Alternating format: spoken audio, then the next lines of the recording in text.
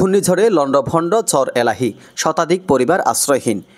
কোম্পানীগঞ্জ থেকে মোহাম্মদ কামাল উদ্দিনের পাঠানো তথ্যে বিস্তারিত। নোয়াখালীর কোম্পানীগঞ্জ উপজেলার চর এলাহি ইউনিয়নের ৪ নং ওয়ার্ডে ভয়াবহ ঘূর্ণিঝড়ে শতাধিক ঘরবাড়ি ক্ষতিগ্রস্ত হয়েছে। জানা যায়, রবিবার বিকেল থেকে রাত ২টার দিকে হঠাৎ আকাশ মেঘলা হয়ে প্রবল বৃষ্টিপাতের মধ্য দিয়ে শুরু হয় ঘূর্ণিঝড়। বাতাসের গতিবেগ ছিল আনুমানিক ১০০ কিলোমিটার প্রতি ঘন্টা, যা ধীরে ধীরে তীব্রতর হয়ে ওঠে। এই ঝড়ে এলাহি ইউনিয়নের অন্তত ২টি গ্রামের শতাধিক বাড়িঘর বিধ্বস্ত হয়েছে। ঘূর্ণিঝড়ের খবর পেয়ে ঘটনাস্থল পরিদর্শন করেন ৮ নং চর এলাহি ইউনিয়ন যুবদলের সাবেক নেতা মোহাম্মদ ইসমাইল হোসেন তোতা।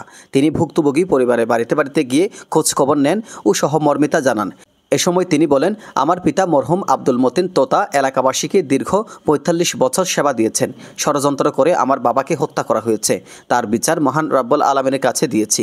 আমরা বেঁচে আছি, ইনশাআল্লাহ তার সেবা ধারাবাহিকতা বজায় রাখতে আমরা আপনাদের পাশে ছিলাম, আছি এবং থাকবো। উল্টানি আরেকটা ঘর উপরে ফালাইছে, আল্লাহ উল্টায় ফেলা দিছে, যে আল্লাহ তাদেরকে জানে রক্ষা করছে। আল্লাহ তাআলার শুকরিয়া।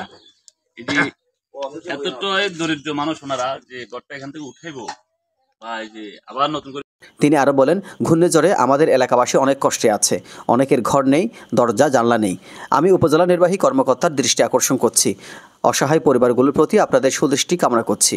এ সময় তিনি একটি দুর্ঘটনায় আহত এক শিশুকে কোলে তুলে নিয়ে তাৎক্ষণিক কিছু আর্থিক সহায়তা প্রদান করেন এবং ক্ষতিগ্রস্ত পরিবারগুলোকে পুনর্বাসনের আশ্বাস দেন।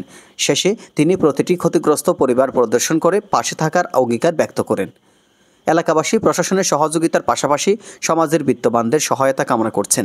তাদের দাবি, এই দুর্যোগ মোকাবেলায় দ্রুত কার্যকরী পদক্ষেপ গ্রহণ করা হোক। Ejaz Nizamuddin, desk report.